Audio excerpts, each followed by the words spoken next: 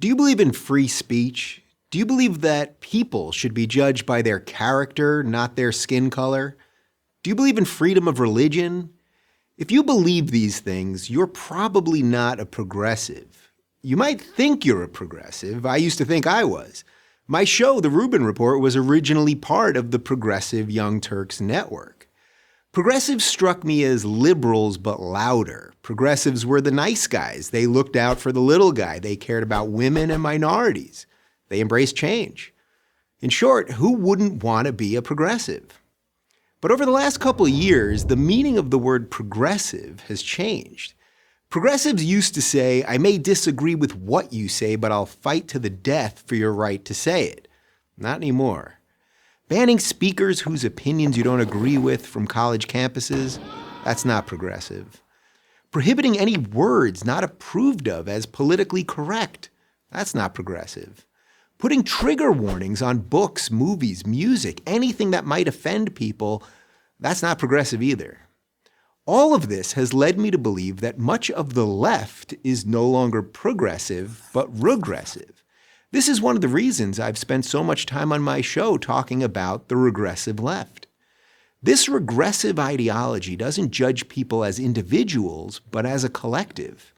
If you're black or female or Muslim or Hispanic or member of any other minority group, you're judged differently than the most evil of all things, a white Christian male. The regressive left ranks minority groups in a pecking order to compete in a kind of oppression Olympics. Gold medal goes to the most offended. Martin Luther King Jr.'s dream that his children would be judged by their character and not their skin color was a liberal idea, but these days it's not a progressive ideal. And what about religious freedom, the idea that no one else can tell you what you have to believe? Surely progressives still support that basic right. Well, not so much. I'm a married gay man, so you might think that I appreciate the government forcing a Christian baker or photographer or florist to act against their religion in order to cater, photograph, or decorate my wedding. But you'd be wrong. A government that can force Christians to violate their conscience can force me to violate mine. If a baker won't bake you a cake, find another baker. Don't demand that the state tell him what to do with his private business.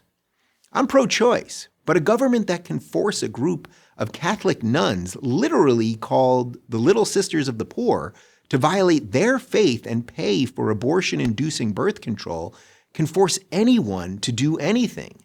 That's not progressive, that's regressive.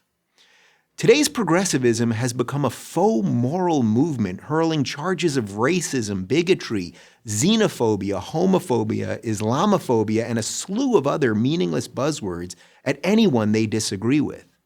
The battle of ideas has been replaced by a battle of feelings, and outrage has replaced honesty. Diversity reigns supreme as long as it's not that pesky diversity of thought.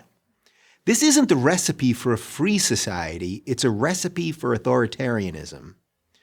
For these reasons, I can no longer call myself a progressive. I don't really call myself a Democrat either. I'm a classical liberal, a free thinker, and as much as I don't like to admit it, defending my liberal values has suddenly become a conservative position.